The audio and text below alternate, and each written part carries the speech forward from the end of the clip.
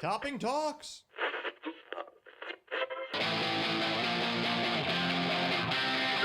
Let's see it. 105 hours a week, can't be beat.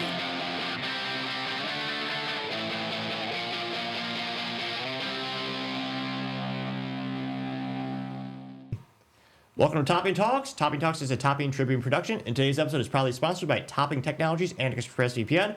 Topping Talks is also on Rumble, Spotify, Apple Podcasts, and all your favorite platforms. Topping Technologies is an IT value-added reseller and services company with a special proficiency in IT security. Heck, I see their founder at least twice a day. Guys say he's quite handsome and brilliant. He's me, you see, that's the joke. If you're an IT leader or a business owner, you can reach the team at sales@toppingtechnologies.com. Also, giving away a free Flamethrower with every Q4 purchase. Go to toppingtechnologies.com to learn more. Also, are you part of the 3.6% of Americans who still care about your privacy? If you are, then perfect. ExpressVPN can assist. Even though 96% of stats are made up on the spot, ExpressVPN does give a 100% guarantee via the 30-day back-mind guarantee. Now, without further ado, today I'm proud to say we're interviewing Ted Layne, who is a instructor of computer science at Midwestern State. Thanks so much for coming on the show, Ted. Well, thanks for having me on. It's been a couple years, but winding back the clock, tell me, what inspired you to first join the U.S. Navy and how they get you into IT? It was the Air Force, but... Oh, sorry about that. What inspired me, my father was Air Force, and so as a young man, I traveled the world with him. You know, I lived in the Philippines, Japan, most of the Western United States throughout my first 10 years. And when I was 10 years old, he retired. We settled in my mother's hometown of Omaha, Nebraska, and I went to school, and I could not wait to leave Omaha.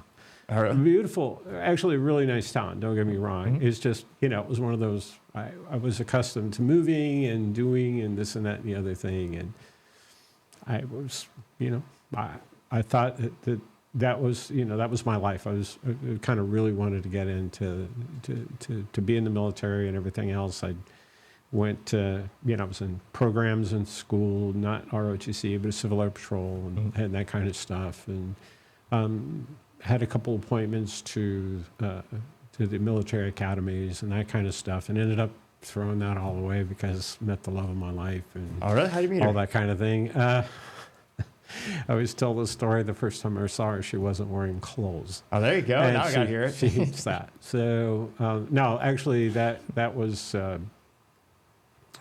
know, the mutual friends had set us up, but she had been away visiting family, and then she developed appendicitis, and so she was back in town, and then she had her operation, and so I went to see her at the hospital. Yeah. And she was in a gown and all that kind of thing. There So you go. she hated me talking about that. So anyway. But love at first sight? Almost. Yeah, I guess. Maybe for me, not yeah, so there you much go. for her. Maybe for Right. you know, maybe more for her than me. That's awesome. So yeah. And then what was your first role when you joined? When I first started in the Air Force, I was a aircraft electronics technician, particularly specializing in avionics on the F-15 aircraft. Oh, cool. Basically, I worked on the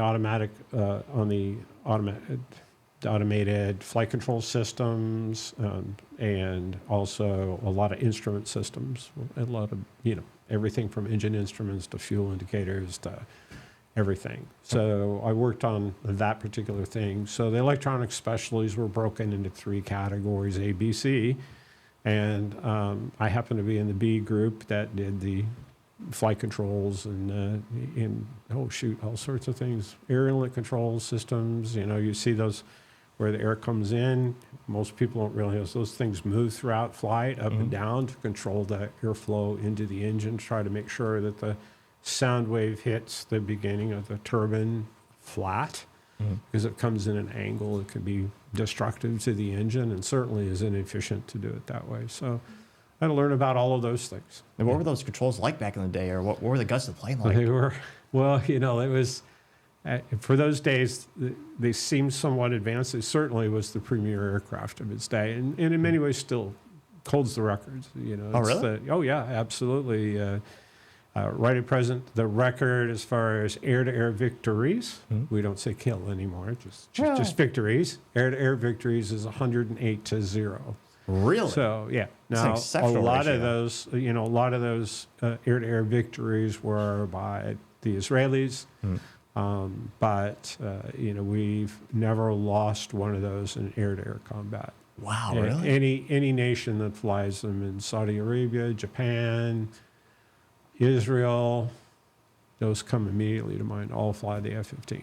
That's exceptional. In addition to the U.S., of course, obviously. I forgot, was that Lockheed or who engineered that? McDonnell Douglas, which really? ultimately would now be Boeing. McDonnell Douglas was bought out by Boeing a long time ago, probably 2-3 decades ago. I don't know. I don't remember exactly when that happened, but at the time it was McDonnell Douglas. Yes.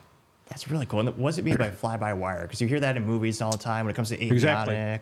So essentially what happens is, in smaller aircraft and older aircraft and everything else, the control stick, everybody knows what that is, joystick, control stick, that was linked via mechanical linkages and sometimes wires and things like that to the actual surface. And then, as you move the stick, it would cause those surfaces to deflect in the appropriate manner. However, a couple of things is, first of all, it gets sloppy over time. The mechanical things stretch or they get bent a little bit or whatever, it gets sloppy. Secondly, if you're talking combat aircraft, they get shot up too. Yeah. So what the F-15 had actually a hybrid system. Underneath it all was the classic mechanical hydraulic system. And then layered on top of that was the fly-by-wire system. And essentially the way that works is at the top of the stick, the actual grip itself sits on top of a piezoelectric sensor that senses the amount of pressure that you're applying to the stick. Really? And then as the aircraft moves through the sky, it has gyros and accelerometers that say, this is the direction he's heading, this is how many G's he's pulling, all of that kind of stuff. Now, getting back to the first part of your question is, how advanced is that? Those were all analog computers in those days. Really? Essentially, it was a set of amplifiers, and it was a feedback loop. As you hauled back on the stick, it would introduce a particular voltage across some sensor wires. The aircraft would, those wires would go to the electro-hydraulic actuators, which would displace the appropriate control surface. As the aircraft started to move, the gyros and accelerometers would sense the resulting G-force of that move. And essentially, like I said, they all went through transistors in a feedback loop so that the movement and those signals coming from the gyros and accelerometers would cancel the signal coming from the stick. Really? Right. That's incredible. And so it was constantly electronically chasing what the stick was doing. Oh my gosh. So in a combat situation, you could take a hit that would completely sever the physical connections. And as long as those electrical connections, which were routed throughout the aircraft in different locations, obviously, it would still continue to fly. And it was triple redundant. So the electronic part of it was triple redundant. There were 3 computers. There were 3 sets of wires for every single signal that went throughout the aircraft. And so as long as there wasn't any damage to those electrical cables, you could still continue to fly the aircraft. I was going to say, we talked about dual redundancies in IT. Triple's even better. I can't imagine. What are the computers like on that back in the day? Well, yeah, that's kind of fun too. It's certainly at that time, solid state digital computers existed, and some of them were fairly fairly complex and fairly capable in those days. Certainly not compared to what we have today by any stretch. Of course. This is pre-PC kind of stuff, right? So, but yes, the F-15 started being produced in 1976 and 1977, but they were actually designed in the late 50s and early 60s. It takes a long time to go from a design to an actual combat aircraft. It usually takes 10 to 12 years, somewhere in there, to do that. Oh, wow. So, we're looking at mid-60s technology. So there was a central computer on there that did a lot of things. hence the name, central computer. Everything fed into it, and it would advise the pilot of all of these different things happening in the aircraft. It had 4 kilobytes of core memory. Oh my gosh. So for younger members of your audience that don't know, core memory is little magnetic rings that 3 different wires pass through. So essentially you had 32,000 of those little rings, if you consider 4K memory. So 32,000 of those little rings in a box that was, it was 2 foot long and probably 8 inches square on the other 2 sides. How much did that sucker weigh? It was actually, the central computer was bigger than that. The central computer was like that and that. So I was thinking of the flight control computers. It weighed a good 40, 50 pounds. Whew, that's pretty hefty. Yeah, it was a bit of a haul because it would set up on a bay on the right side of the aircraft, kind of way up high. It was like stacked shelves in that bay. And Oh, really? Yeah, you had to muscle it up there so you could get it in there. So And then you said there's also the flight control computer? yeah, there were 3 flight control computers, again, triply redundant. Oh my gosh. And they sat side by side, actually in the same bay. I think they, if I remember correctly, they were at the shelf above the central computer and everything else. And then each side had an air inlet controller, which was another analog computer that controlled the inlets and all that kind of stuff. So. That's awesome. What was your favorite part about that? Oh, well, it was really interesting in the beginning. There was a lot to learn. I went into the Air Force like many people, didn't have any real electronics knowledge, and they taught me an awful lot about electronics. And then, as I became familiar with the systems, though, over the next, by the time I was 2 or 3 years in, I knew them backwards and forwards. And so there were rarely problems. A lot of times it was, this problem occurred, you swap that computer out, you're done. That's oversimplification, right? You'd test and all that kind of stuff. There's all sorts of things that went on with that. But at the end of the day, the actual mental part of it wasn't that strenuous after a period of time. And honestly, I was kind of getting bored. Right. So after about 6 years in, I took a special duty assignment as a technical instructor. So the Air Force had an organization at the time called Field Training Group, and they essentially we had 89 schoolhouses at 89 bases across the world.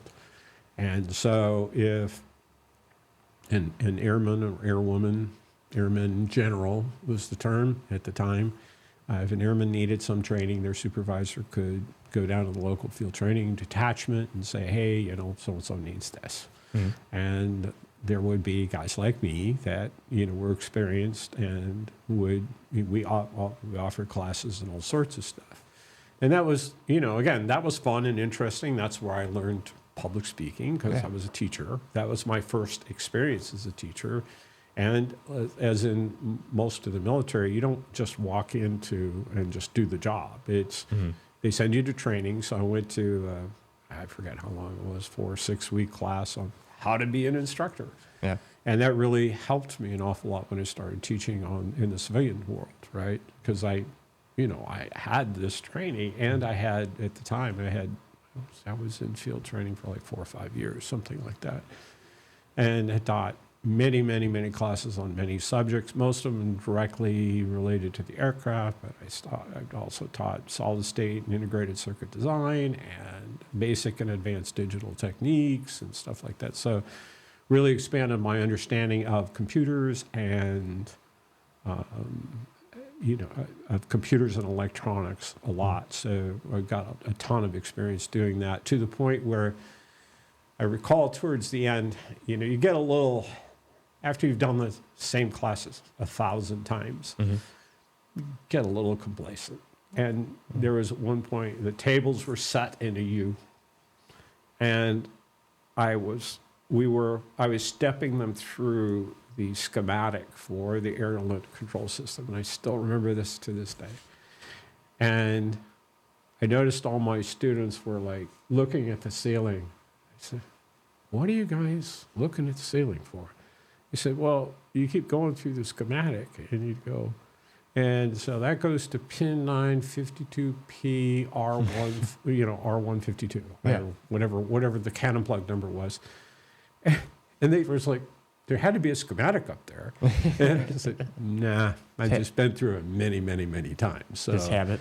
but yeah, it was kind of funny, And I thought, I was getting a little complacent there if I was doing that. So, but again, that was really fun and interesting. I got a lot out of that experience. And after 4 or 5 years, I was ready to do something different. And in fact, at the same time, I was finishing my bachelor's degree in computer science, and I was actually considering and made it clear that I was probably going to leave at the end of that enlistment, which would have put me about 12 years. Oh, wow.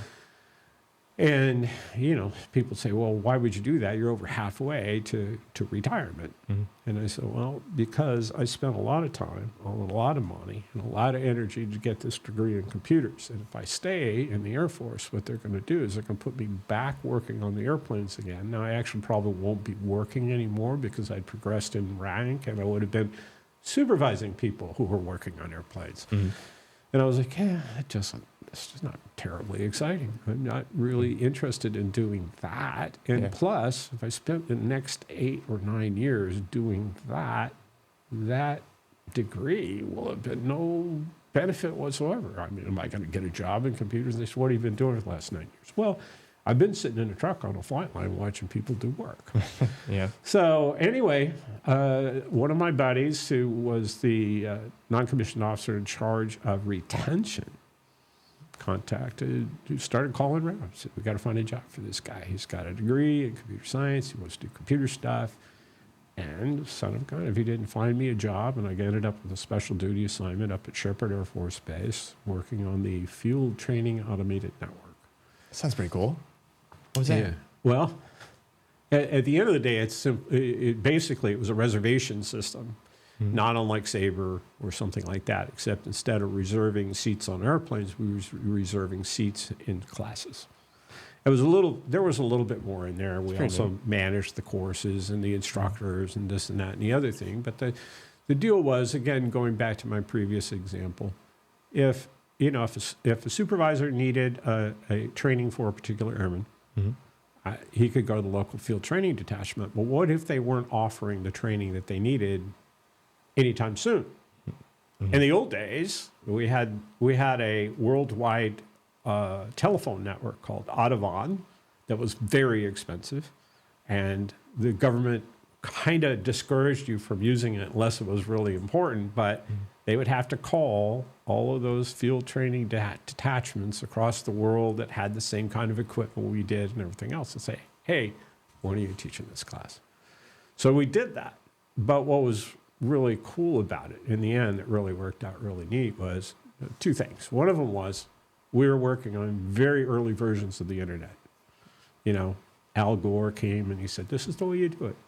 Old joke. Yeah, Sorry, political old joke from the 80s, but I invented the internet. I invented the internet. Yeah, not quite. But in those days, we were working on a very early version of the internet, and it's not an internet people would recognize today. Was it an intranet, so it was only internally to? No, it was UFOs, worldwide. Oh, worldwide. Okay, it was gotcha. worldwide. What was different in those days was you didn't have browsers. Yeah. Everything was character-based. So essentially, you navigated the web because you'd end up at a site and you'd end up with a menu. And you would pick a button, and it would take you to another menu on that site, or sometimes it'd take you to another place. And then or if you wanted to download a file, a selection in there would be to use FTP. And so we used a lot of really basic protocols in those days. And a lot, FTP, Telnet. They had an application called Phone, which was a very early voice over IP kind of thing. I'm sorry, that was more of a messenger. was more of a Kind of SMS. like AOL, like No. American Online AOL, the chat It's- thing, kind of. It was that. It's a chat would probably be the better thing, and then email was a big deal, and everything else. It was such a big deal that at one point the local television station found out about what we were doing out there, and they wanted to do a segment. Oh, really? So they came out. And so the colonel who was in charge of the department was very nervous. He wanted to look good, right? Because the big guys, the generals and stuff like that might see this. And so he came down and he said, Ted, this has got to go well. I don't want to have any slowdowns because in those days we were working off of 9600 baud modems. Oh wow! That was our connection into the internet, which in fact on top of that rode on top of the Defense Data Network, which was an X.25 network, and they, so needless to say, throughput wasn't great, which is why everything was again character based. Yeah. And so you didn't need as much throughput. And to be honest, we were thrilled to have 9600 baud because when I first started working, we had 1200 baud modems or 24. But either way, but regardless, it was like, oh, wow, 9600 baud. We're doing great. Oh, yeah. So anyway, one of the problems you would frequently find when you were doing that kind of, chat is someone would start typing and all of a sudden on the other end, the cursor would stop. And then a few seconds later, it would jump in 15 characters. It was very kind of in and out, in and out, in and out. A lot of interruptions in there and all that kind of thing. Ultimately, it always delivered all the message, but oftentimes it was scattered and it looked so good. And he said, I don't want that to happen on TV because they're going to certainly want to do that. I said, okay. I can work something out for you, Colonel. So I contacted the field training detachment commander in Alaska, and we were up here in Wichita Falls. And I said, hey, I'm going to change your password for your systems for a while. You'll be out for a little bit, but it's all for a good cause. So I changed the passwords so that I could log in as that detachment. Really? And so I called home and told the wife, I said, I'm going to be on TV tonight. And she said, oh, that's, wow, cool, Well, reporters come in, we all get introduced, and when they start heading towards the computer room, I disappear out the back door, go down to another part of the building, log in as that detachment. And then so, they start doing the thing, and they're talking about what an amazing thing this is that they can immediately talk to someone across the world. Yeah. And so they, on the other end, my buddy who logs in locally, and he says, "Well, we'll try calling field training detachment of 919 in Elmendorf, Alaska, Elmendorf Air Force Base, Alaska, which is just outside of Anchorage." Okay. So they're like, oh, this is so cool. And so they're on the other end, and they start typing to me, and the inevitable, what's the weather like? Well, I figured out I probably should know that, so I looked at what the weather was going to be like and all that kind of stuff. And it was a little bit of chit-chat back and forth. So everything goes smoothly. The colonel comes down and says, hey, great job. Thank you. Yeah. Can you do that for everybody? No, Colonel. And I had to go back and explain what he did. And he goes, oh, okay. Well, that works. He was good. He was good with it. So anyway, so I get home that evening, and the wife was like, well, yeah, we saw the segment, but you weren't on it. And I said, oh, yes, I was. And she goes, no, pretty sure I'd recognize you. I said, well, yeah, I was there. No, let's run it again. So we got at the old Betamax VCR. Oh, you had Betamax? We had Betamax. That's right. a fancy one. Yeah. Better resolution and sound than VHS, but less capacity. That's true. The trade-off. Absolutely. Yeah, you can only do two, you can only do 1.5 movies or whatever it was. But yeah, that was exactly it. So anyway, so we start on one of the segments. She goes, see, you're not in there. And I said, see those little green letters on the other side that are coming up? She goes, yeah. And I go, that's me. Hey, she goes, what? And I explained to her what was going on. She goes, oh, you cheated. What? Well, bet the rules Kind of. A little, not really. Well, So that was the old days. That was the old days. So that's awesome. no, yeah, that was a lot of fun. That was a lot of fun. The old days, an awful lot of what we did in those days too was, we were doing a lot of experimental stuff, but we always found time to have fun, and it was usually involved pranks on each other across the internet and all that kind of stuff. So, What kind of experimental stuff do you guys work on that you're allowed to talk about? well, actually, none of what I was doing was actually secure. Oh, okay, So, cool. I mean, Yeah. at the end of the day, I wasn't handling secure materials. I was basically, like I said, I was building a reservation system. So it wasn't exactly nuclear science or anything that we were doing. But the second thing that was really cool about the job there, though, was I started off as a systems administrator, and we were running on DAC, VAX VMS. And again, some of your younger listeners probably have never heard of DEC, Digital Equipment Corporation. They are at one time somewhat of a competitor to IBM, not in the mainframe space so much, but what used to be called mini computers. Now, this mini computer that we had was the width of that wall, 6 foot high and about 3 foot deep, and that was a mini computer. That's comically named. Mini? Mini. It was a mini computer. So the size of like 2 Hummer 2s bounced on top of each other? Not quite that big, but almost. They were pretty darn big. Yeah. And we had 82 megabytes of memory.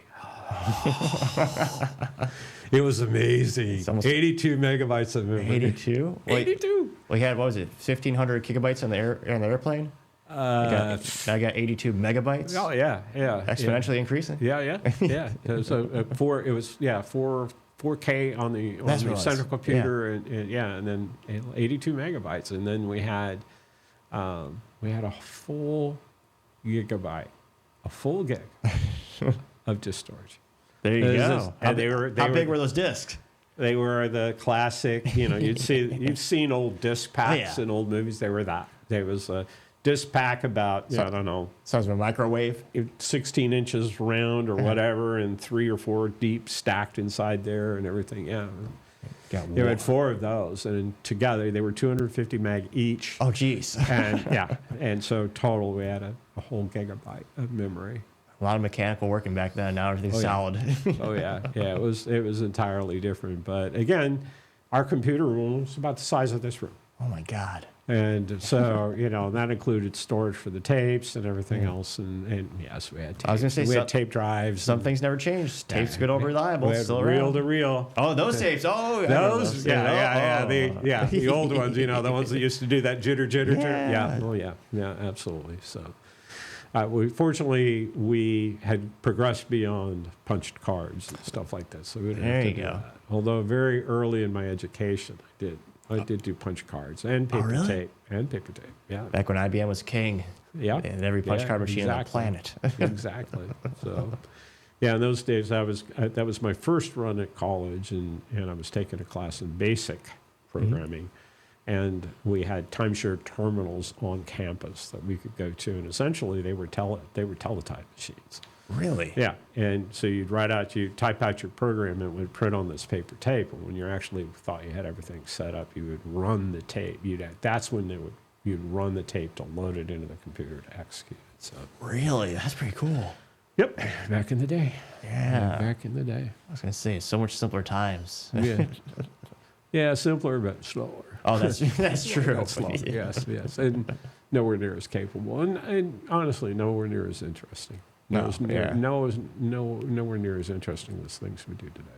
Oh yeah, there's a lot more complexities, a lot more capabilities that all the machines we make nowadays. It's fascinating to see. Well, one of those things that I've noticed trend-wise over the years is that in many ways the industry continues to shoot itself in the foot. We keep saying that this generation of whatever it is going to make things so much easier. Yeah. But in reality, all it does is each time it just raises the bar of expectation. True. And so, yes, they're easier to do the simple things that you used to do. But now that you can do those simple things, you want to do much more complex things that weren't simple yet. Oh, yeah. So we're going to work on those, and we're going to make those simple, and then you raise the bar again. So we continue to do that to ourselves all the time in this industry. Well, it's also just the consumers using more and more of it. I remember when, smartphones, laptops, every time they go, oh yeah, you got so much memory, you'll never need more. Then inevitably, well, now you got nicer cameras, now you got bigger capabilities, all of a sudden you got terabytes of data. Right. But then they invent the cloud. You'll never run out of cloud until you get your bill. Oh yeah, you just double your capacity. It's like, it's always more and more demand and more capabilities, more and more throughput. Exactly. So we had, just thinking about that, I hold on to old stuff. So I've got an old Galaxy, I think S20 or something like that. S20, that's new. What do you mean? Oh, new to me. I think it's 23 or 24 now. I've had it for 6 or 8 years, something like that. I was going to say, I'm still a vintage. I got the Samsung S10. Ooh, wow. It still works like a champ for now, knock on wood. Well, mine's still working. Hanging in there. Mine's still hanging in there. But, so, there was 120 gig on it, and I'm just bouncing against that all the time now. And it's like, who would ever think you'd need 128 gigabytes of storage on a phone, and it wouldn't be enough. Right? So, but, and I'm, I regularly download my video files and all that kind of stuff and clear it off the machine and everything else. But, the cameras get too good. Oh, yeah, 4K resolution in your hand these days. It's fascinating. Oh, it's amazing. I had a Motorola flip phone growing up, and the Razor, the Motorola Razor, we thought that was the coolest camera on the planet. Yeah. And now it's like comical in comparison. Well, I remember when the cameras first came out on phones and everything else, I was like, why would you want that? Oh yeah, who needs Because, I don't need to carry it around. Besides, I have a much better SLR and all that kind of stuff. And, I did not anticipate where they were going to be going with those. Which is strange, given how long I've been in this business and how much I've seen over the years. Why would I think that things were going to not progress at a crazy pace and realize it? But I didn't see a use for that until one day we were in a meeting somewhere and someone took a picture of the whiteboard with their phone, and I was like, a lot easier. Okay, Yeah. I got it. Exactly. Okay, I got it.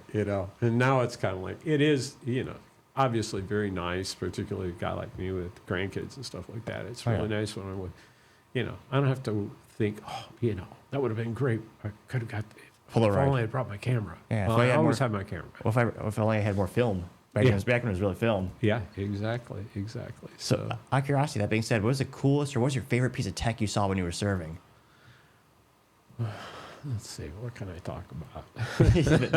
that's not super secret. Did you have like a specific tool that you used when you were working on the aircrafts too, or what was that like?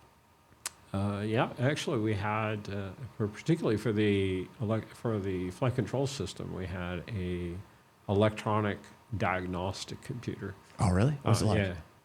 Yeah. It was, imagine a large-sized suitcase. Yeah.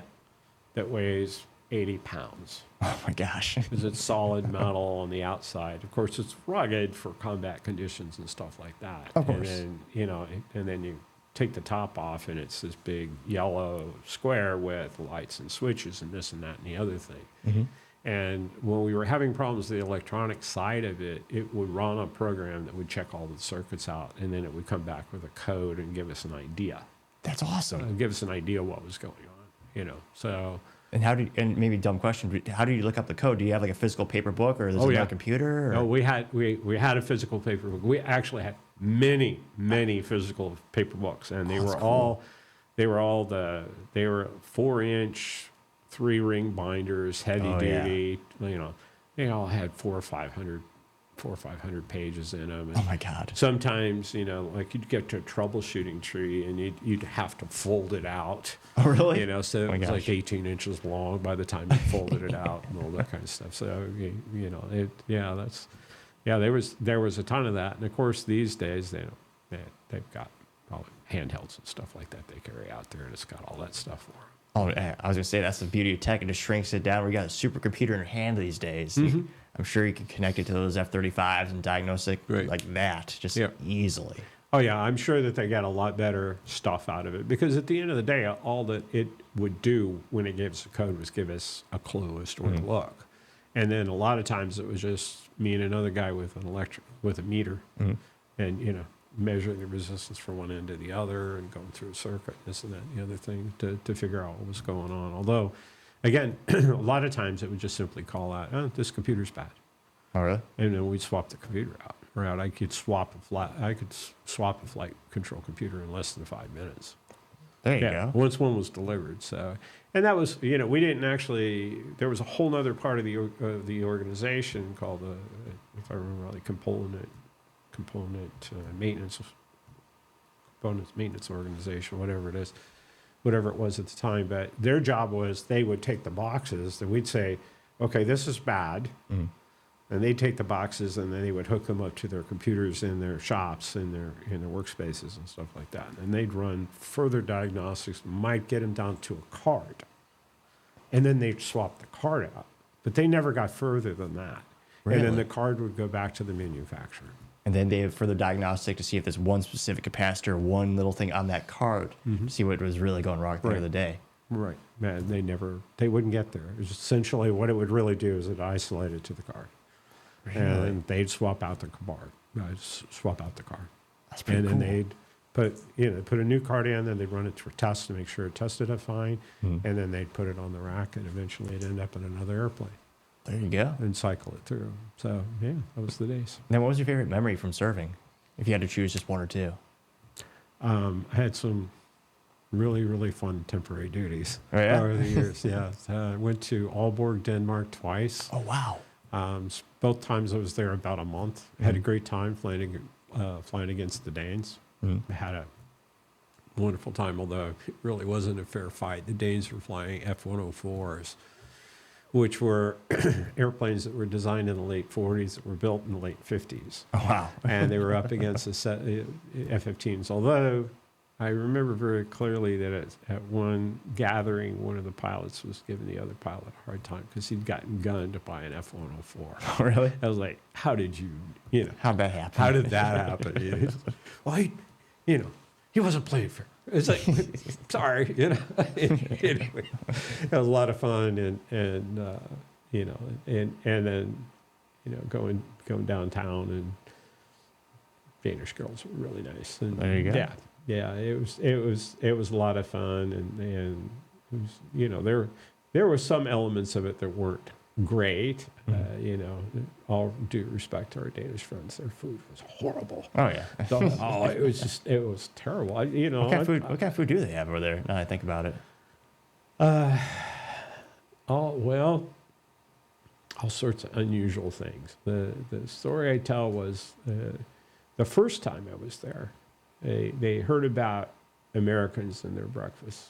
They were typical continental breakfast. They ate light, and usually there's a pastry and a cup of coffee or tea or whatever it is that they drink. That was it. They're like, no, these are American GIs. They need eggs, they need bacon, they need they need meat, they need tons of coffee, all of that kind of stuff. So and they were tempted to be very good hosts, so they arranged for us to have eggs. And so the first time I walked into the mess hall that morning, I found trays and trays and trays of sunny side up eggs that were just sitting there cold.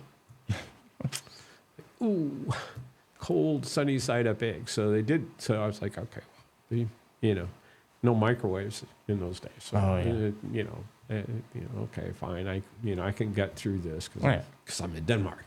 This is cool. And then we get to bacon. They're like, how can you screw up bacon? They managed. What? How? It was cut extra thick. It was curled, and I think it was deep fat fried to every speck of moisture that might have ever been in that was gone, and they were rock hard. Oh, come on now. It was kind of like chewing on rocks. It really was. It was rock. It was bacon flavored rocks. It was just. Jeez. And then every meal. Every lunch and dinner was boiled potatoes. Really? With some kind of gravy and some kind of meat with the same kind of gravy on it. And oftentimes the meat was unidentifiable that we just, at that point, we were like, I don't want to know. Yeah. Except there was one time when they actually served us dried fish. And fortunately, our the officer in charge said, "No, we'll just count this one as inedible, and you guys can, we'll pay you to have a meal somewhere else." And they did that. And then the only other meal that I remember that was particularly good was traditionally at the end of a deployment like that, the pilots would get together and throw a barbecue for all the enlisted out there that were working. So That's pretty cool. So they did steak and fries. There you go. Unfortunately, it was at the very end. Oh, yeah. And, we even tried going downtown because we figured, well, these are government contractors. They're not necessarily representative. And I tried a lot of different things downtown. And it was like, the only thing we actually found that we liked was an Italian restaurant. Really? That was my introduction to calzone. So we went there probably go. half a dozen times while we were there. And they had a burger chain out of England called Bus Stop, I think. Mm-hmm. And so I was like, okay, burgers. How could you mess up a burger? Yeah. Right? So I go in there, and they start off with a patty and some lettuce and stuff like that. And then they ask, "Do you want some mayo?" Personally, I like mayo. Mm-hmm. Right? I'm a Burger King fan. Just put some mayo on there. Just put a little spread across the top. He took a quarter cup and dumped it on top of it. What quarter? So I get back to I get to the seat and I'm scraping mayo off. It's like, have a little hamburger with your mayo. Right? Yeah, that's right. So and then we had some kind of sausage that was 18 inches long and fire red, and I couldn't tell you what it tasted like. It was horrible. It was horrible. So ironically, the second time I came back, they had McDonald's there. Oh, there you go. Yeah, they had It gotten arrived. to McDonald's, and so we could get that fixed from time to time. But and they got a little better about the food. For one thing, the eggs were hot when I went back the second time, but it was scrambled eggs that they kept in the thing. I'm like, okay, but like you get at breakfast at conventions all the time, right? Yeah. Except this was every day for 30 days. That was what we had. We had scrambled eggs and other stuff. And so, the first week it was like, okay, it was fine. And then pretty soon it was like, anyone got Tabasco? Yeah. And then they actually had some bottles of Tabasco. Well, There within you a go. week, that was all gone. And then it was no. like, how about some ketchup? And we just started putting anything on there to give it any kind of flavor whatsoever because it was just scrambled eggs every single time. Oh, jeez. And the other meals were still the boiled potatoes, meat, and gravy. And so, Oh, jeez. but downtown we now had McDonald's, and the Italian restaurant was still open, so we got our calzone fix and all that kind of stuff. So, There you go. but yeah, then that was I went there twice. I did a tour towards the end of my career where I ended up going to Alaska. That's pretty Then cool. Okinawa, then back to, and then I had a side trip to Hawaii, and so I was right there on Honolulu at the Hickam Air Force Base, and actually I was working at the Pacific Air Force headquarters, PACAF, which, as I was walking up the sidewalk, I noticed there's like all these little divots in the sidewalk. And I look at the building, there's divots on the side of the building. Like, this is not usual military maintenance. Normally we fix that stuff. And anyway, later on I came to find out that was at one time during the attack on Pearl Harbor, that had been a barracks. And those are bullet holes and stuff from the attack. And they will not fill those in. Wow, really? Yeah. So I was like, wow, here's a real flash of history, to really be there. So I worked in that building. I was there for about a week doing that stuff and flew home. So, lots of adventures like that. I spent first 3 years of my career, I was in Bitburg, Germany. Love Germany. Great country. Yeah. Great country. And Germans are much maligned. Mm-hmm. Really, they get a bad rap because the way their language translates to English, it sounds very aggressive. Yeah, and they're not. They're very, very sweet people. I had just a wonderful time there. Would love to go back, and I'm sure I will sometime here in the next few years. But it was a great time. So it was the people. It was the people and the places, and I learned about wine there. We used to do Volks marches, which is it's an organized sport in Germany, and it's basically walking the countryside. But there are these walking clubs that all these little towns throughout the year, they will each sponsor a walk, and they're 10 or 20 kilometers in length, and you pay your fee, which was nominal. I think it was 7 marks in those days, and then you walk, and it takes you through some of the most picturesque places you've ever seen. It's just really beautiful places. If there's a castle local, go by the castle. You can do all that kind of stuff. And at the end of it, you come down there, and there's a big festival type of thing set up down there with plenty of good German wine and good German beer and great German food. And that was something we did on a lot of weekends. We would drive to at least one Volksmarch a day. And it was great. And you'd meet the German people, and they were very hospitable. I lived for a time, in what they call a guest house, which is a guest house. And at one time, essentially, had been a small hotel, so to speak, that had been converted to apartments. But the one feature of the guest houses, they all had a tavern. Nice. Right? Yeah. And so there was a tavern 2 floors below me. Mm-hmm. And oftentimes I'd be out back working on my car because I had this junker of a car. And I was poor. I didn't have a lot of money. So I had to do whatever I could do to keep that thing running. Mm-hmm. And do you remember what kind of car it was? It was a 1966 Ford Taunus 20M. Yes. Taunus is a German, so it's a German Ford, right? Mm-hmm. So Taunus is a German model. It never made it to the United States or anything like that. So, but yeah. That's pretty cool. Yeah. Well. What happened to the car? I eventually I bought it from a GI when I got there, and I eventually sold it to another GI because I'd gotten another better car. Yeah, my story on that one was it had a 4-speed stick shift on the column. Nice. That's pretty neat. And kind of. 3 on the tree. Yeah. That's what my actually dad 4. Yeah, 4 on the tree. Really? Yeah. For that. 4. But the bad news about it is that when you put it into reverse, you pulled it towards the steering wheel, and it usually cleared this. When it first started, it cleared the steering wheel by maybe 3/8 of an inch, not even a half an inch. And so I'd go to back out, and I'd put my hand up on the steering wheel, and I'd look back through the rear window like you're supposed to, because of course we didn't have cameras in those days. Oh, yeah. And I'd go to turn the car, and I'd wrap my knuckles across that steering, that shifter. Yeah. And this happened 20 or 30 times, and I got fed up. So I manned up and I pushed it. There you go. I pushed it out. I pushed it another 1/4 inch or whatever. Okay, cool, great. So I'm driving around, and everything's great for about a month or 2, and then some point I'm backing out, and it's bang, bang, bang, bang. Ah, dang it. It's back again. So it worked once, so I pushed it out. This goes on for several months. And eventually the inevitable happens. I go to push it forward, and it breaks off in my hand. Yeah. And so now what are you going to do? Because the shifter is behind the steering wheel. And all that's left is about a 3-inch stub.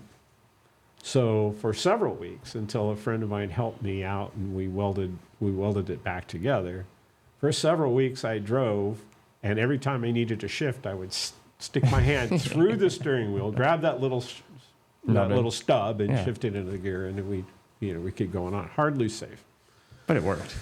It worked. And you do what you got to do when you're young and poor. Oh, yeah. And living in Germany. So then your buddy just welded on another one, or welded on the rod to fix it, or how did that happen? Yeah, he welded the original rod back onto it, but in the meantime, as I recall, there was something else, like the button that activated it going into reverse had a cable that went down. It was a hollow thing. And somewhere in the course of doing that, we ended up having to sever that cable. Whoops. So at that point, I could go to reverse anytime I wanted. At any speed in the forward direction, I could. If I wasn't careful, it was easy to pop it into reverse, which of course would have been death, right? Money shift, yeah. To the transmission. So, yeah, we did lots of things on that one. At one point, the top of the struts of course, in those days, cars didn't have as good corrosion protection as they do today. And Germany is very damp, or at least part of Germany I was in. It was very damp and very cool almost all year round.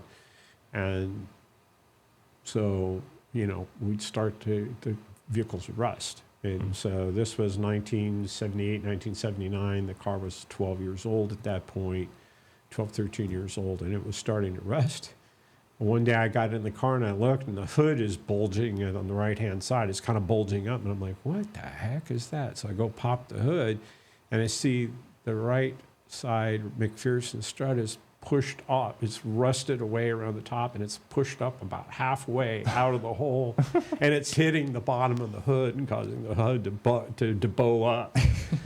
So a buddy and I went out, the Air Force ran a junkyard. And we went out there, and they had a 20M, and we took a cold chisel and hammer and chiseled out a section, the same section from that vehicle. Then we went to the auto hobby shop there on base, cut out the old one, put the new one in, and he welded it all in. There you go. And I drove that, and then eventually sold it to someone else. So I wonder where their car is today. It's got a lot of history. Hopefully, it's still I'm around. sure it's long been melted into something else by now. Yeah, I mean, we're sure. talking. That was 40 plus years ago. Still though. Yeah, still. Yeah, I don't think anyone decided. I don't think they gave it to Sam Crack to repair. No. I'm pretty sure Sam Crack would have said, nah, no thanks. I'm not taking this one on. No. And then, what was your first job after you leaving the service? And what was it like transitioning? So my first job, I went to work for Bank One Mortgage Corporation. So the second thing that was really cool about my last job was I told you I'd been a systems administrator. And one of the things that happened to me was I kept looking at, there was this process out there that continued to steal resources. And I'm like, what is this thing? What is it? I started digging into it. It was this little thing called Oracle. And I dug into it and tried to figure out what was on, and I did. And basically, I taught myself how to be an Oracle DBA. I spent about 2 years. I got really good at it. And then our boss actually managed to get funds to send us to school to be DBAs. And I remember sitting there for the first week, going through everything. And there was a more junior DBA with me. And we got to the end of the 5th day. And I said, now, in 5 days, you've learned everything it took me 2 years to figure out on my own. So, but anyway, so when I left, I had 6 years of experience with Oracle. I was an Oracle Master DBA, and I was very concerned about finding a job. So I actually hosted my resume on the Online Career Center, which is a pre-World Wide Web version of a job site. Really? Yeah, and I got besieged by calls. So I had a job lined up full 2 months before I walked out the door. That's So, excellent. and that was with Bank One Mortgage, and they hired me because of my Oracle expertise. And what attracted you to that industry and that particular company? Of the many that I talked to, they were the only ones that were going to put me in a management slot to begin with. Oh, that's excellent. Right off the bat. There you go. Right. And a lot of that had to do with the CIO was a retired Marine Corps lieutenant colonel, and so he knew the background I had as a senior NCO. He knew I could manage. And so they put me in a management position. So I was the AVP of data architecture, and was building out some of their early warehouses, their early data warehouses, and I also had the reporting group under me, and so we did early data analytics and all that kind of stuff. We did stuff like trying to figure out, we worked on some stuff for the credit card side of the house where we could go through, and out of all of the customers out there that they thought were qualified to get credit cards, before we sent the offers, we go through them with some further analytics, and basically what they found was that they had a lot fewer issues with people that went through that process as far as were they really creditworthy, and not to mention the fact their actual cost per acquisition dropped dramatically. It went from like $100 per to 10. Oh, wow. Because we were providing them much better information on the qualities of the different potential customers. And so they would run it through that. And so they sent much smaller advertising campaigns that produced much better clients and a lot better pull-through rate. So that was my first thing. But when I first started working there at Bank One, though, we were working on a mortgage origination system, and it was client server, which was the thing, the advanced thing in the day. So it's 95. And client server was the big deal, right? So it was a client server system that provided, I would say it's close to like a resource planning system. You know? All right. Yeah, except, at that level of complexity and integration and everything else in the mortgage process. That was very, very intricate. Lots of information you've got to get and lots of things, lots of hoops to jump through and all that kind of stuff. So we built it originally for Bank One, but Bank One had a history at the time of building things for future resale. And like their credit card system was called Triumph, and it had been sold to many other banks, and other banks all were running Triumph. And they wanted to do the same thing. So anyway, so we built this system, we rolled it out, then we started working on improvements. And one of the things we wanted to do was add a automated underwriting system in there. So underwriting is the process of looking through, okay, you've gathered all this stuff, you put it all together, and you think this person is qualified for this loan. Automated underwriting is the process of going through and making sure that all the I's are dotted and all the T's are crossed, and in fact, they are in fact qualified for it. In those days, it was all done manually. You had very, very highly experienced people that were certified to do that. That would go through and look at everything to make sure all I's dotted, all T's crossed.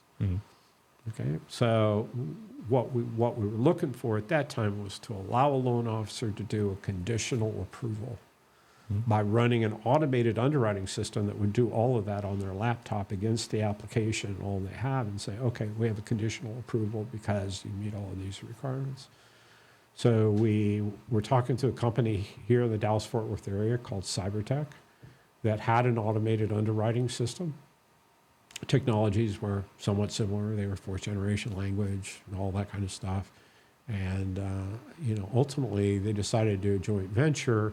And myself and 14 or 15 other people went from Bank One over to Cybertech. So I spent 3 years with Cybertech in a software company building stuff. And it was great. It was great. Although, I ended up being on the deployment side and stuff like that. So I ended up as an account exec, which really meant I was the guy that oversaw all of the deployment projects up through the Northeast Quadrant. And I did the whole Road Warrior thing. Oh, yeah? What was the best Road Warrior story, or kind of your favorite place where you got to go or work with? To be completely honest, that's just the whole thing about being a Road Warrior. There aren't any really great stories about it because you don't have time to do anything else.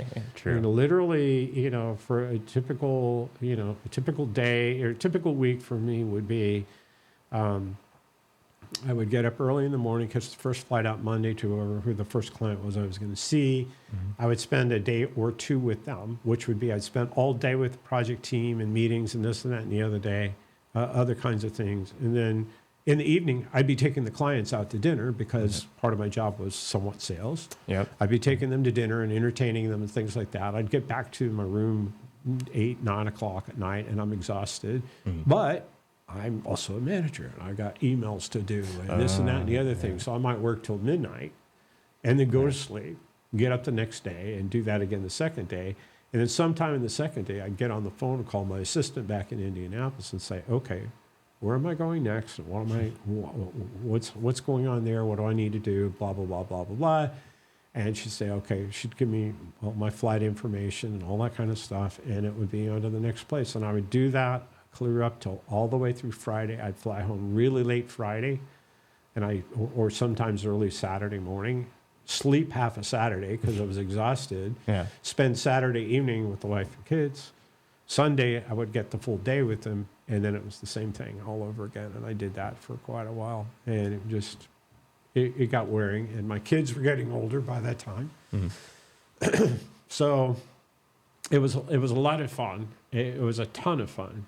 I know that there were weeks I worked 100 hours. Oh, wow. Yeah, and but you know, it was great. It was an amazing time.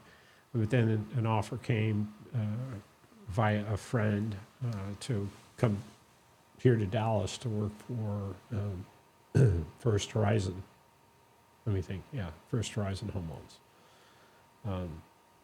And he and I had become friends because we'd both been at Cybertech, and we'd gone to some conference, and we ended up rooming together. There you go. He's an old boy from West Texas and stuff like that. And I told him about that I lived in Wichita Falls for a number of years and really, really liked Texas. Of all the places I'd been, I really liked Texas the best. And so he ended up going over to First Tennessee, and they needed an Oracle guy, and he goes, I know the guy. Oh, yeah. And so they hired me. I came down here and been here ever since. And I have no real intention of moving. Yeah. I figured it took me a long time to get here, but they'll plant me here. So I was going to say, one of my favorite things about kind of sayings about Texas, like I wasn't born in Texas, but I got here as soon as I could. Right. I've seen that saying quite Yeah. a bit. But yeah, I just enjoy everything about it. So even our incredibly hot weather. Yeah, there could be some years, I forget what was it, first or second year I moved here, is like the 100 days of over 100 degrees weather. That was like, probably around 99, 2000, somewhere in there. Somewhere in there. Yeah. That's when I came. I came back in 99 or 2000, and I remember that. I think maybe That summer it was like 80 days straight of over 100-degree temperature, and I think one sprinkle in that whole time, and it was just brutal because I was coming from Indiana. Oh, yeah, I was from Iowa. So, yeah, I yeah. came here 2013, 14, I think, for HPE at the time. But yeah, I came here during the ice storm. It's like I came that, yeah. Oh, like, 13, 14, yeah. Yeah, of course, yeah. It's like, oh, yeah, Texas gets cold. I didn't know that. I'd already been in my house for 10 years by the time you got here. Yeah, so yeah, I've been in the same house now for 20 years, which for kind of that world globe-trotting kind of person out there is very unusual for me to even think about. I think the longest I'd ever lived anywhere prior to being here is 7 years. Yeah. And that was my teenage years in Omaha. There you go. And then which other financial institution did you go through after that? Is that Fairway or? So First Horizon, and then actually I took a jog and I went into a retail organization. So I went to Michael's Stores as the VP of Technical Services, which was really, basically I had the whole infrastructure organization, 100 plus people, because I also had Michael's customer service. When you dial Michael's customer service, you'd end up getting my people. What was that like? Yeah. So they have a lot of locations. They're one of the biggest hobby stores out there. Oh, yeah. And I was there for a good chunk of its growth. I was there for 5 years. I think when I started, they had something like 500 or 600 stores. And when I left, they were right at 1,000. Oh, wow.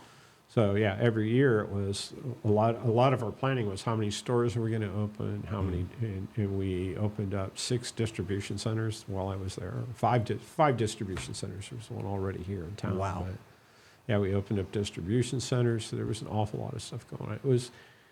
It was really exciting, very challenging, ton of growth there. I've got nothing good to say. Nothing but good to say about Michael's. I just really enjoyed the experience. It was a great place to be, and I was very fortunate to be there at the time too, because I was there when Michael's went private.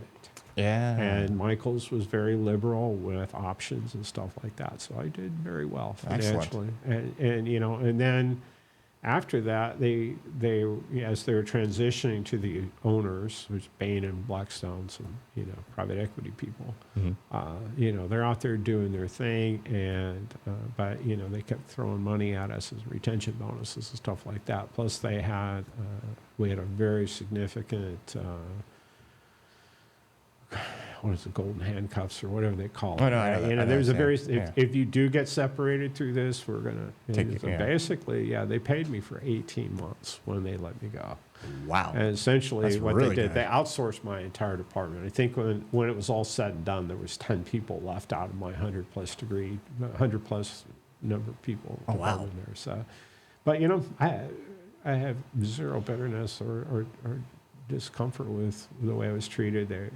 They treated me extremely well. And what was it like setting up the store infrastructure and all the technology behind the scenes? I mean, and the call center too. that What was that really, like? really fun. I mean, it was really cool because, coming out of financial services and stuff like that, everything was all about manipulating information and stuff like that. Basically, it came down to the only product was paper. Yeah.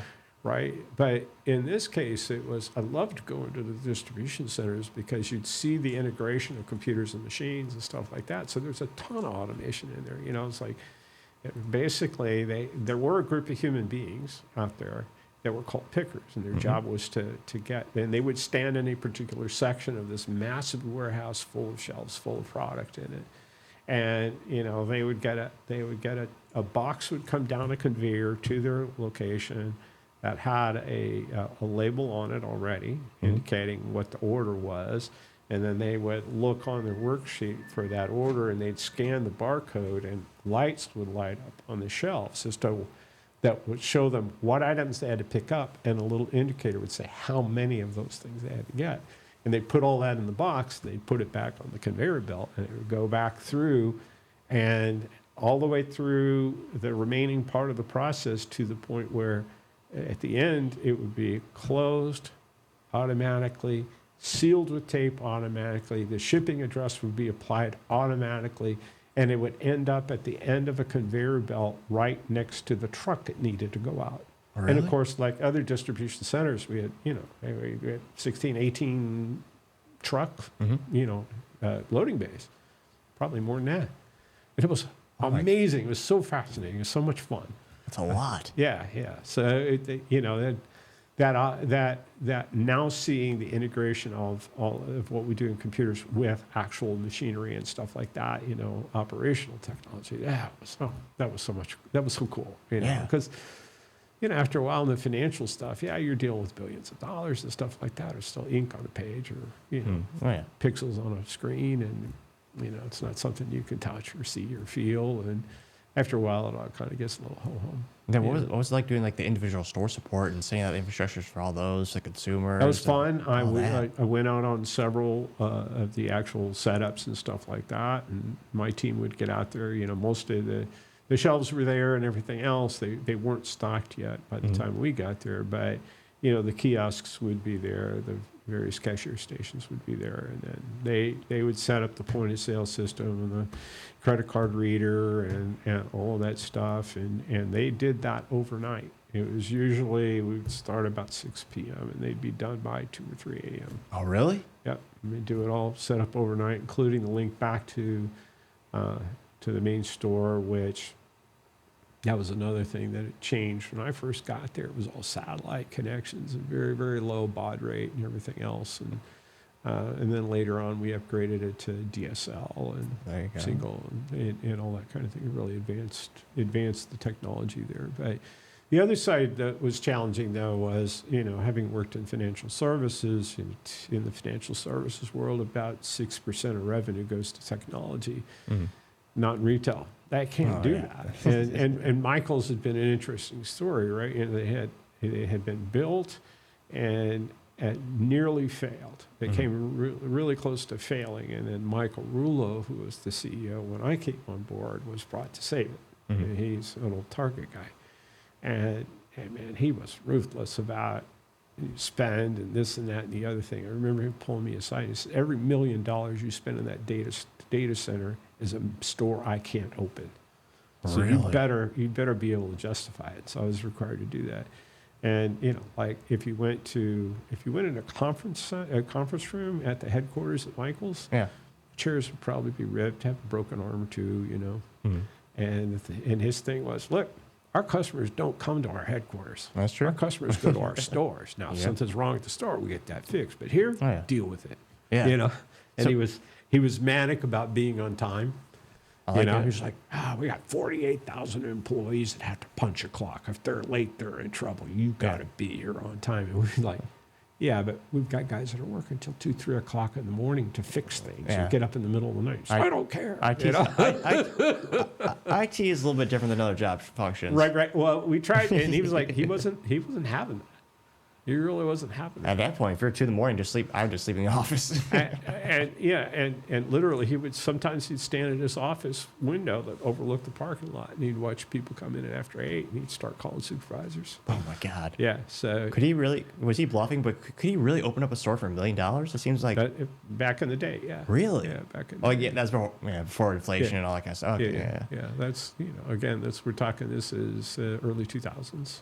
I was there from 2003 to 2008. Oh. So yeah. So back in those days, yeah, they could open up a store. That's For one thing, they didn't. They were leasing the facility. Okay. So it would be the physical infrastructure, be the inventory. That makes more sense. Okay, gotcha. Right. And there's typically at the time there was something like 40,000 SKUs per store. That's a lot. Yeah. Yeah. But most of that stuff doesn't cost an awful lot. But yeah, it's that was. And then same thing, like, so Michaels also owns Aaron Brothers Framing. Mm-hmm. And Aaron Brothers, actually, if you got a picture framed at Michaels, it was actually framed by Aaron Brothers. Aaron Brothers operated all of the what we call chop shops, which were the manufacturing facilities that built the frames. That's pretty cool. And they would build the frames and everything else, and they would ship everything but the glass to the store. The store would cut the glass and install it. So the people in the store were trained in how to install it and put it all together correctly. But the actual frames themselves were again built at Aaron Brothers, but again a ton of automation in there. They'd get an order, they scan it, and then they would scan the particular type of the material to ensure that it matched, and then they would put it in a device that would cut the angles exactly correctly and put the splines in where they needed to be automatically and everything. There was no human involvement in that. Even the mats were cut by computer-driven machines and stuff like that. So there wasn't any real craftsmanship, so to speak. They were very well made. Don't get me wrong. I'm not saying that. They were very well made, but there was no craftsman doing that. Oh yeah, one by one. And it was very much a factory. Mm-hmm. And used to be, there was one here in Capel, and I think there was one over in Kentucky or something like that. Mm-hmm. And they pretty much, they were completely vertically aligned. I mean, they owned everything but the trees. Really? Because I think, the molding manufacturers, they did that too. So, that's pretty neat. Yeah. So it was really cool. It was a great departure from having done financial services.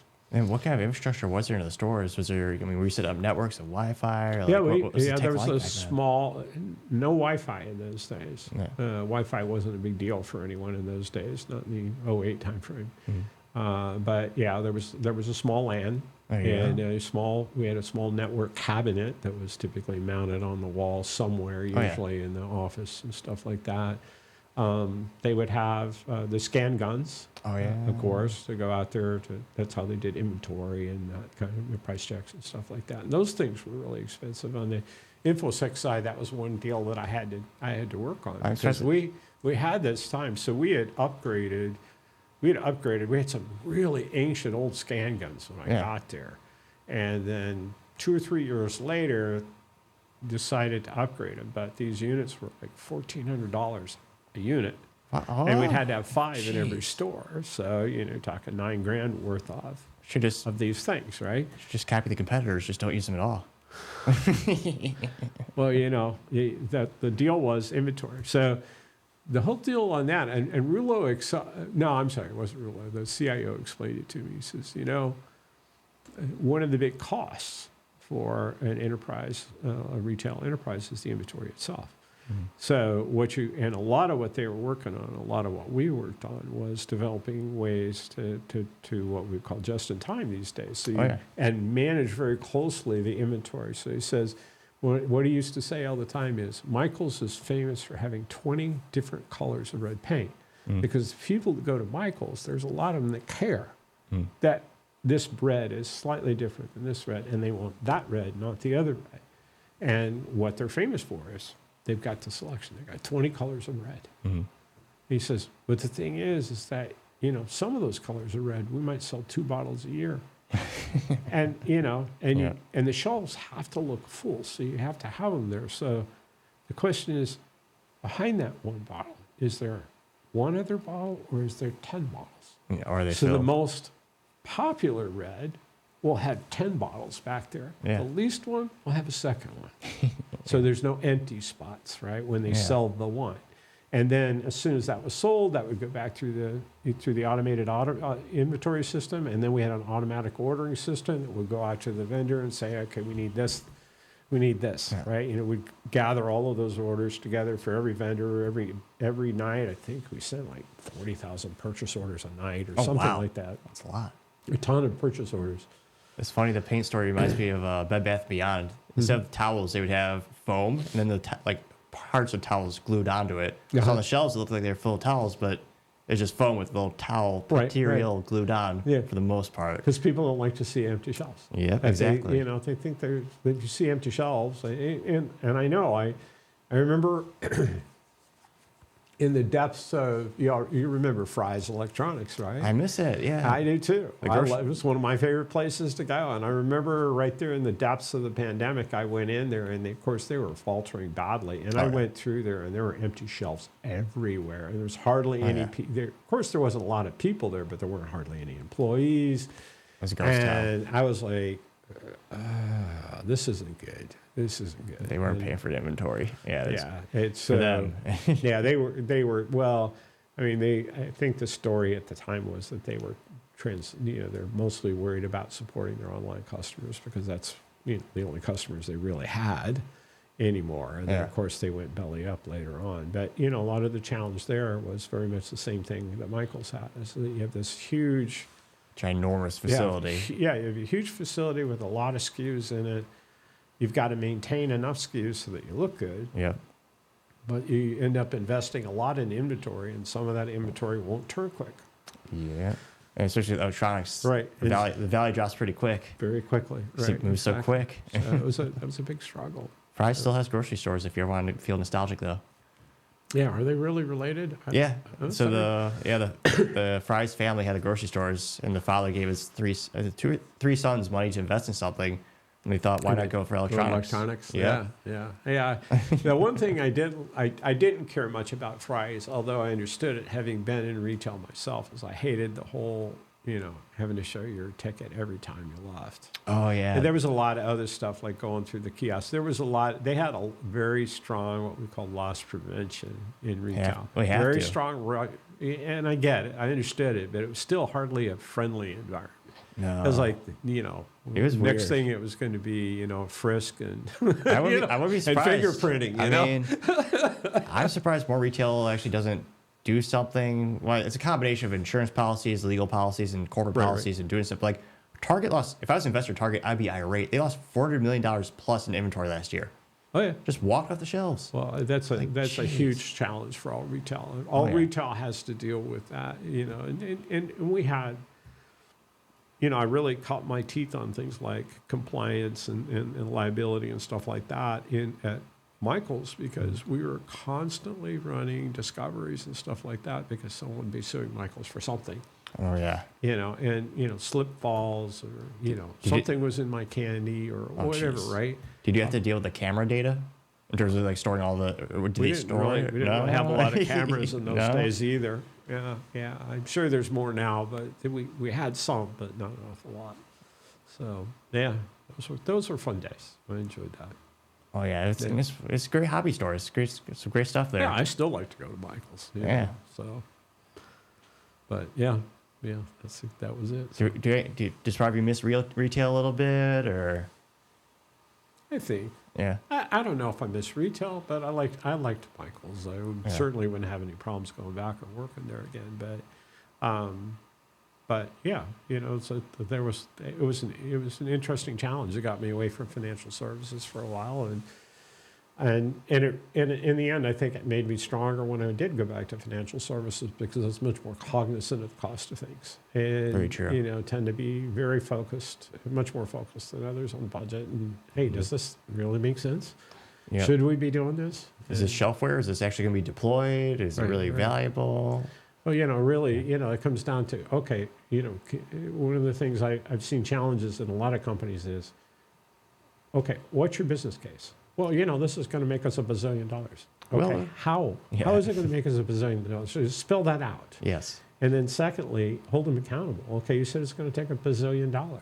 So, I saw a $15 million ad campaign at one location where, at one place that I was at, where we couldn't determine if we'd ever gotten a stick of business out of it. Oh, jeez. There was no way to know. We tried many, many times, but there were breakdowns in the connections between stuff that we could not absolutely positively say that the leads generated by that ad campaign actually resulted in product being sold. And it's like, Then yeah.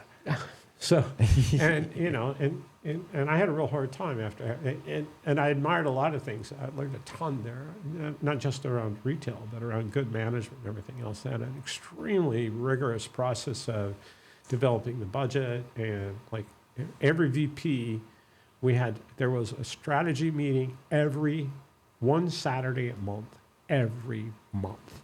Really? And it was usually at least a half a day long. And all of us VPs would be in a big room, and the guy that was running strategy and everything at that time, he'd go through it, and ultimately we'd be developing this budget, and somewhere in there it'd say, okay, this year we've got $100 million worth of capital to spend. All of the initiatives were listed, and they were force ranked, and what the cost would be, and when you ran out at $100 million, done. Yep. Everything below that, sorry, Gone. not happening. Not happening. So I would have to get in there with everybody else and compete for that money. And, but in some respects I had it fairly easy because there were, things like, you want to continue to run your systems? Because this literally, so much of mine had to do with hardware and stuff like that. Oh, yeah. It's like what? we got, well, one of the big things was data storage, right? And data storage was going through the roof. No one could believe it. I had 54% growth built into my budget every year for storage. What kind of storage were you? Was it a spinning disk at the time, or? Yeah. It Okay. was all spinning disk at the time, and we didn't have a ton of solid state in those days. How much data was it? Shoot, I don't know. I don't recall what the total number was now. I do know that I had several of the big EMC units that were packed with the biggest things that we had. Got racks upon racks upon racks, Yeah, I'm sure. Yeah, it was EMC loved me. Oh, yeah. I bet. They liked me a lot.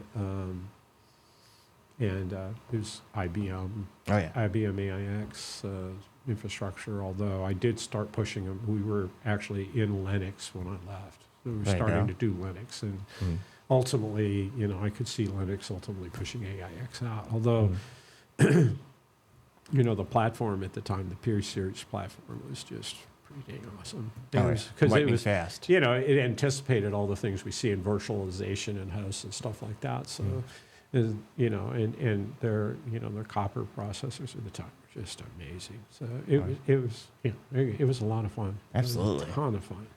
So. And after Michael's, is that when you started to start your own business? Well, yeah, it was kind of, so again, they released me. I had 18 months to kill if I wanted to. I mean, didn't have a non-compete, but again, this was 2008. That was not a great time to be looking for a VP of IT operations job, essentially is what I was looking for. There wasn't anything going on right then. So I spent about 6 months kind of knocking around the house doing stuff, and I got a little antsy and I said, oh, maybe I should just do something different with my life. So I ended up looking into different franchises, and I ended up with the painting franchise. What inspired you to choose the painting? Because I know there's a lot of different franchises out there. Honestly, I felt like, compared to the other front runners, I felt like it was something I could get into with capital, with a lot less capital, right? you have to have $1 million to open a McDonald's, right? Yeah, it's You know, true. At least Oh, at yeah. least $1 million to open a McDonald's. These days, yeah. And and I saw that typically their characteristic at the time is that most of their franchise owners within 4 to 6 years were going to be a $2 million a year business. It's pretty impressive. And It's good, good growth. Right. So and in fact, I did $250,000 my first year. That's exceptional. And I wasn't great. Yeah. I wasn't a great franchisee, but I did $250,000 the first year.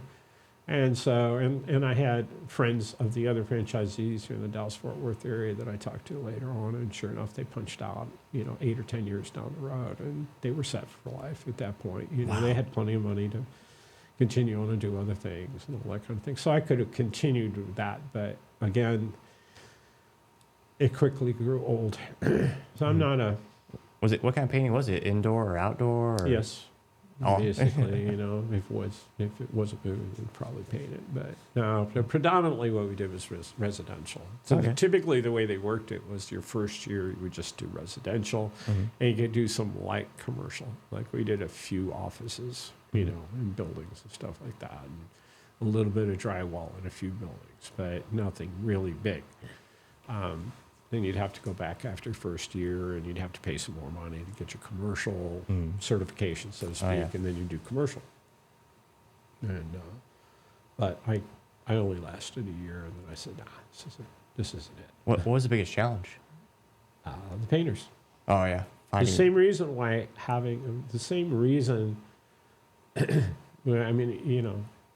everybody has their contractor story, right? Yeah. Somewhere along the line. And the idea that this company had was, let's bring on executives that understand things like customer service and professional ethics and this and that and the other thing, and put them in charge of the company. And, and then that'll be the shield for the customers, and they won't have to deal with the craziness of the painters and stuff. It's not really craziness. It's just when you spend a lot of time in the professional world, when you spend any time in the professional world, there are some basic there's these rules that we all understand, right? And it's just, there's a behavior. There's a professional behavior that a lot of tradespeople don't get, It's simple ones like show up to work on time. Oh, yeah. If there's something's going to happen, let boss know. The Communication is key. Bad communication's that, and everything else. And so the model is that we would actually subcontract through little independent campaigners. One guy a truck, and and 3 of his best buddies, that kind of stuff. And I just was continually hiring and firing these guys. Oh, that's gonna be. And in talking to other franchisees that had been in it for a long time, it was like, yeah, you just keep doing that until you end up with 4 or 5 teams really good ones that are good. Yeah. But it's going to take you probably 20 or 30 to get to that. And wow. I just didn't have that kind of patience. Yeah. I just didn't have. I had too many times I was embarrassed in front of the customer because of stuff these guys did. That was like, who would do that? Yeah. What was the most unusual thing you saw, or frustrating thing you saw? Probably the most frustrating thing that I ever saw was this team that had been working pretty good decided to stain. So the customer had picked a particular color of stain for the deck. Everything's okay there. They picked it from a color chip chart that I had. However, that color chip chart was for an interior stain. These painters should know better, right? Yeah. You go to Sherwin-Williams, that's who we were using at the time, and you say, I want this color in an exterior stain. And they'll do that color. They can do it. Yeah. They can color stain right there. Instead, they went and put the interior stain. Oh, jeez. And then they did the job, and then they left. They didn't clean up properly. Jeez. And they left those cans. What? And Jeez. the guy looks and he sees interior stain on it. So he calls Sherwin-Williams and they say, what's going on? Yeah. So, and in the meantime, these guys are pushing me for their money. And, they'd been good so far. So I gave them their money, and then I never saw them again. And so here, no. the downside out of that was I had to completely redo the deck. We had to strip it, restain it, same the right color, but with an exterior stain, I had to pay another crew to do that. And then on top of everything else, I got a really crappy review. And it was like, I can't really blame them. Yeah. I mean, because they were pretty skittish going in. They'd had bad experiences before, and we just confirmed that. And I was just really frustrated by that. Oh yeah. So that was probably the biggest thing out of there. That's what really was like, I don't want to spend the next 10 years doing this, hiring and firing painters. And, even in the year I was in, I can't tell you the number of times I got a call where people say, well, your painters are supposed to be here. Where are they? Oh, jeez. Yeah. And I'd find out, well, they're independents, and they always thought that I was out to cheat them.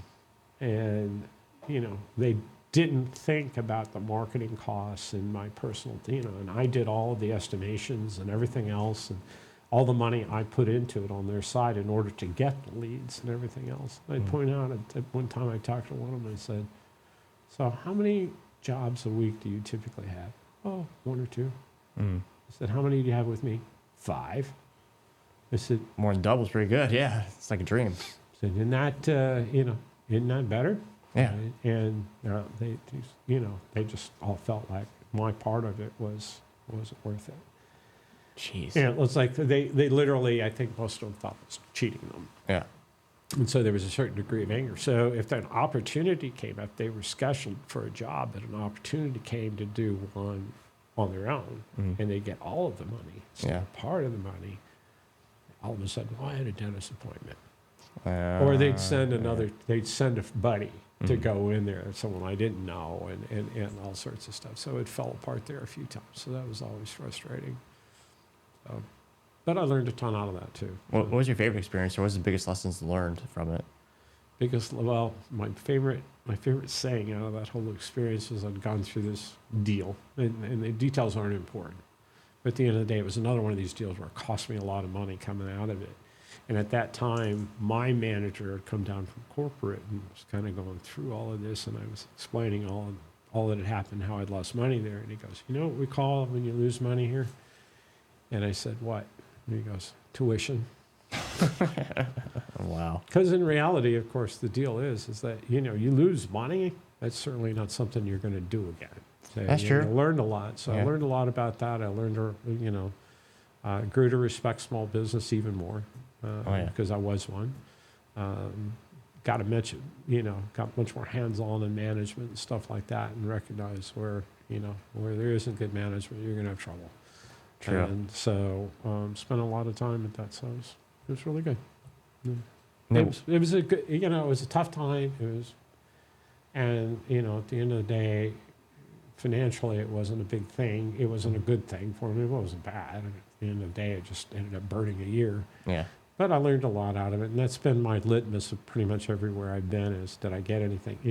That's probably been the biggest driver of my whole career. Will I have an opportunity to do something new and different? Will I be growing? Will I be stretching? That was it. I like it. And what was it like going back to the mortgage industry? Well, I had the benefit of been there, done that. It's a new company. You got to learn your ways and everything else like that. But, again, over the years, I've gained a lot of more experience and stuff like that. So I was at a higher level.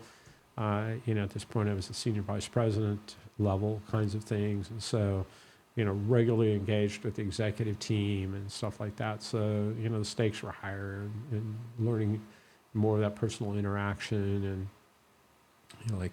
Nation Star, which is now Mr. Cooper, was different in that it was predominantly a servicing organization, where the other ones I'd been on, it was a servicing organization that happened to have an originations organization to make sure to replenish the servicing.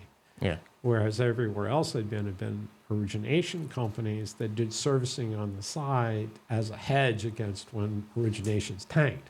So it was a different viewpoint on it, but at the end of the day, it was the same thing. And at the end of the day, I was in good waters where, with people that I knew and understood. I knew their business extremely well, and, I could anticipate it. But, this is also the time it really moved heavily in information security, and then you just have the frustrations of being in information security anywhere. Oh, yeah. It is what it is. It's the challenge there. But then, ending up there at Fairway and literally built their program from scratch. What was that like? That's a big challenge, It big was really opportunity. cool. It was a lot of fun. For one thing, literally I was information security employee 1. I was IT employee really? 12. Wow. Yeah, and so in the beginning I did everything. Mm-hmm. I mean, I hired one person shortly afterwards as an architect in both, but he and I did everything, right? He'd do the assessments, and jointly we'd write policies, procedures. We started building infrastructure for that. Somewhere in there, I started doing third-party governance as well. And the thing is, it was wide open, so there was a lot of opportunity to go and do other things. So again, I did third-party governance, and so when I started the third-party governance process in InfoSec, it was 62 entities. Mm-hmm. Later on, at the end of the day, everyone said when they decided to start third-party governance for the company as a whole, kind of the consensus of everybody that was involved in that process was it had to be me. Because there was no one else out there that had any clue, whereas I'd been doing it for a number of years and I knew where it needed to go. I could detail these are the things that you need to do, and I helped build them the plan for the strategic plan for building that out and coming to terms with what they needed to do there. And so I did that and built it so that, towards the end there, we had like 32,000 entities that we were tracking. So oh, wow. That's a lot. quite a bit different, a lot of big growth. And same thing on the InfoSec side, as the years went by, we added more capability. The teams became more sophisticated in what they did and what their capabilities were. I saw the growth of individual team members. It was great. I mean, love stories, hired a guy out of help desk. Mm-hmm. Actually, I didn't hire him. I was told that he was hired. Yeah. He had been at help desk. Everybody loved him in Madison, but what he wanted to do was information security. And so, I was told that he might be available, and I was working on a position, and I had talked to him, and I thought he would be a good fit. He could start really good. And in the meantime, he had gotten a job offer to go to another company to do InfoSec. And the CFO said, no, we're going to do InfoSec here, and here's a raise, blah, blah, blah, blah. There you go. So I started working with him, and, we got his SSCP out of the way. And Nice. we used to run internal classes. Oh, really? On That's all pretty of that cool. stuff, right? We'd run internal classes to prep everything from what I would call the prerequisites, things like computer, computer programming and laws and this and that and the other thing, and then through the SSCP, and then later on through CISSP and everything else. And he did all of that, certified ethical hacking. He just tacked on a ton, and now he's the AVP of security operations there. Oh, awesome. And he just flourished, and it was all because he had the desire, he had the ability to work, and we gave him the opportunity and the support, and rewarded him for doing that. And so he's continual. But there's several stories of that out of First Horizon, out of Fairway, and ultimately that's probably one of the things I'm most proud of is building organizations where we can, by understanding what people's goals are, what our employees' goals are, and then finding that position where the employees' goals and the company's goals align, where they juxtapose, where there's an opportunity to get something good for the company and get something good for the employee and help that employee develop, and they know that you're committed to them, and then reward them when they do it. And, I was always very upfront with employees because I interviewed everyone that got hired, even when we had far more people. And I would say, one thing I value most is initiative. Yep. I want people to come in here, take a look around and say, this isn't working so well. Let me figure out how that works. I'll dig in there and do it. So now you can come here and work and do your job, do what I tell you to do, or do what your boss tells you to do, and do it the right way every single time, and never do anything else. And you'll probably always have a job here. You probably won't ever get you probably won't get promoted because you've not shown any initiative. So that's awesome that much career progression at a single company too. It seems like it's becoming rarer and rarer these days. Yeah, it's hard, right? It's hard because you get to that conflict. A lot of people say, well, you put all that money in them and they just take a job somewhere else. And the truth of the matter is, no. Yes, if all you did was ship them off to school and pay some money, that's probably all you're going to get. But at the end of the day, their personal growth was part of their annual review.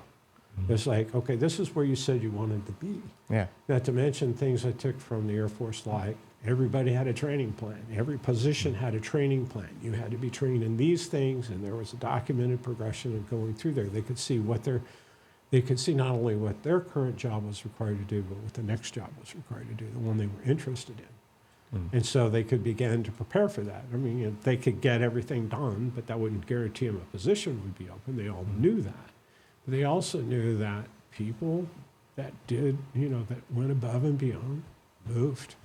And so that argument of you spend money on them and they'll just go somewhere else, that was never the case for us. I had perfect retention all through, I had 0 involuntary terminations. That's excellent. Wow. Up until 2020.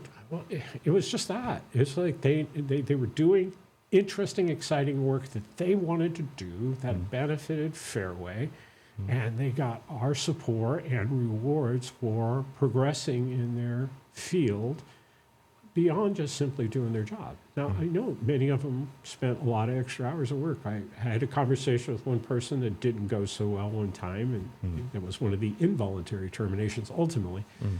And it was, well, I'm not going to work anymore. I'm not going to work any more hours. Like, I've got a life, work-life balance. Like, hey, I'm all for that, work-life balance. Like, great stuff. Yeah.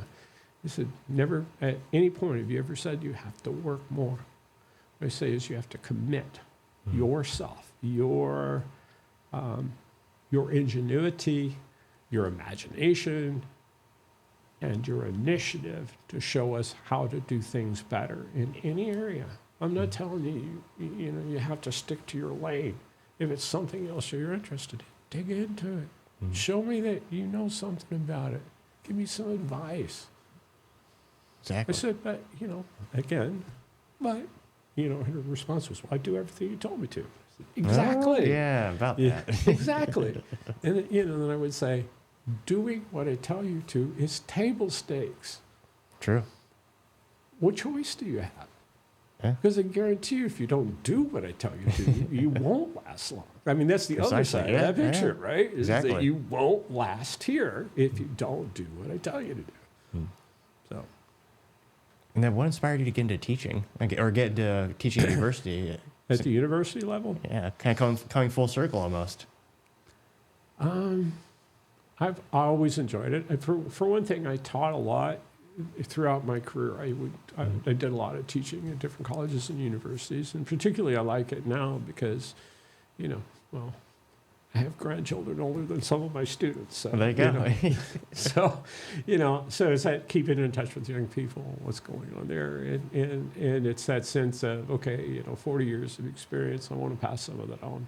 Absolutely. And, so hopefully in a non-threatening way, but, it's kind of, I want to pass that on because I think through the years, the number of mentors that I had that were formative in my life, and, I'd like to be, I know I've been that for some, and I'd like to continue to do that. That's how you continue to make contributions because, no matter what, I'm not dead yet. Exactly. I'm certainly not ready to just literally be retired, whatever the heck that is. Right? I'm not sure.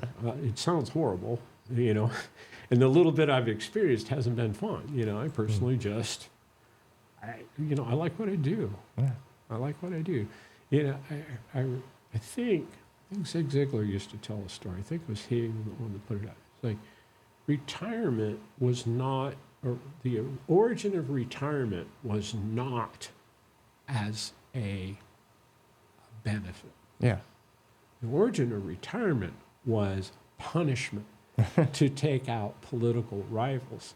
It began in Germany. Really? And they enacted the first, retirement age so that they could push out the old people that were holding those positions. Really? And so that's where that whole idea of retirement was. It's like, okay, we can't kill them, so won't let them work anymore, but we'll pay them some money so they can live, right? That kind of stuff. And that's the origin of retirement. So this concept we have of retirement is only a couple hundred years old or so. Yeah. Maybe not even that. But I think Zig Ziglar was the one that told that story. It just comes down to, my taste of retirement is I think as a nation we're wasting a ton. Agree. We're tasting, and it's fine if that's what people want and that's what they love. That's good. I'm not trying to badmouth people that actually really retire. It's not potential though. But I have a lot of hobbies. Woodworking, we talked about that. A lot of hobbies and stuff like that, but none of them are anywhere near as fulfilling as making a difference, at a company, making a difference with my employees, with my team members, and stuff like that, making a difference. And none of that is as satisfying to me as, none of my hobbies are as satisfying to me as that. Oh, yeah. And so, and I can't get that because, my wife already likes me. So, There you go. I've kind of moved her world as far as I'm likely to be able to do. Yeah. So, kind of where's my opportunities?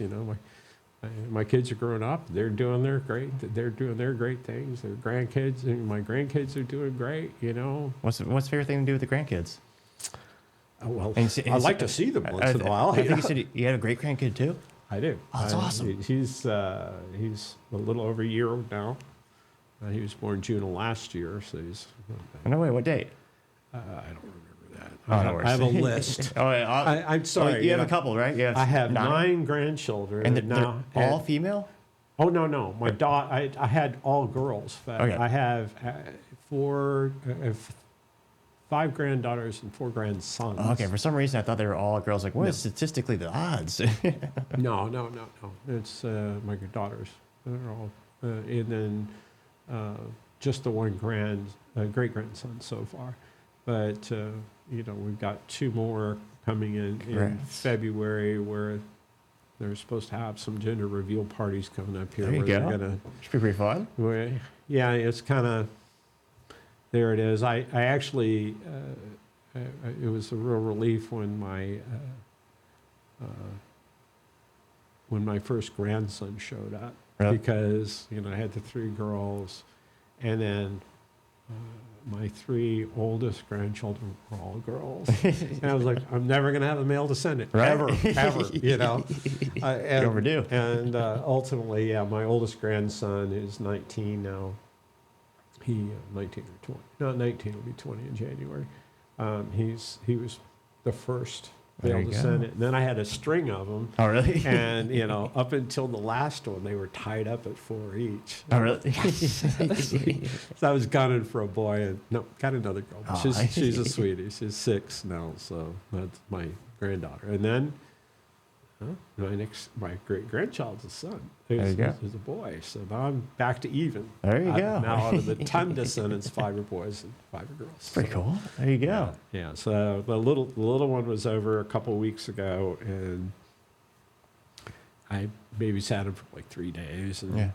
And we just had a great time because I had time to take him out. So I have a fairly large yard, 4 acres. Nice. That's a dream. And I just take him out, pull his shoes off, and we go running through the grass, and he'd do whatever he wanted, and I just kind of tag along behind him to make sure that he didn't get into anything that caused him any trouble, and we just did that till he wore himself out. And we'd go back inside, and and my house is much bigger than his, and so he'd all through the house, and I just I let him do what he wanted to do. I just was there to make sure he didn't get hurt, right? And, Oh, yeah. And all that kind of time. And so it went from, I was that kind of scary dude to his best friend. Everyone loves him. Yeah. And so when I show up over there, he's like, now I'm "Papa, happy. Yeah. Papa, here we are." So, and that was, that's been wonderful.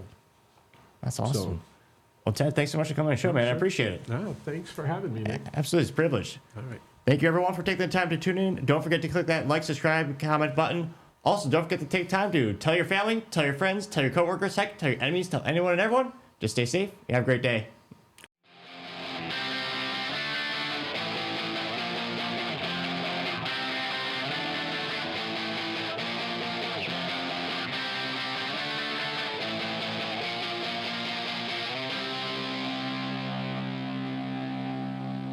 Topping Talks.